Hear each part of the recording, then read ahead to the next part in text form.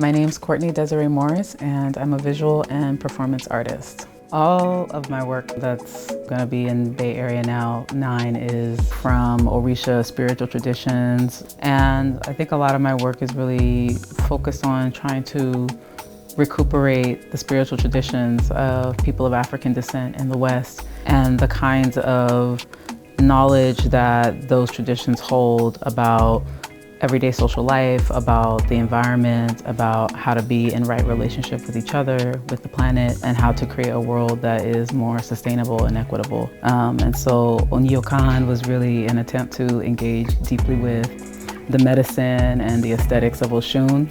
So Oshun is in orisha cosmology. She is the orisha of freshwater sources of all kinds and the water that we drink, and that is essential for us to live. She's the orisha who kind of brings all of the things that make life worth living. So sweetness, abundance, prosperity, sensuality, sexual pleasure. She embodies all of those aspects. She's considered a healer who uses honey and cool water to cool the body, cool the mind, to bring clarity and refreshment to the body. And she is also said to have a special care for women, for sex workers, and for LGBTQ people. In terms of the subjects that I focus on people who I see as being really marginalized and degraded in a way by the kind of the larger society.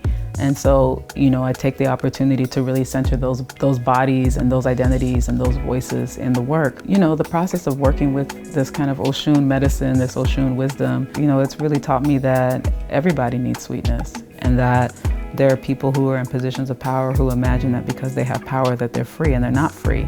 They're living in a cage that's different than the cage I live in, but they are just as constrained by these systems of power that we live under. The jailhouse not only contains the prisoner, it also keeps the guard prisoner. And so all those people need sweetness in different ways to transform their lives and to transform the culture.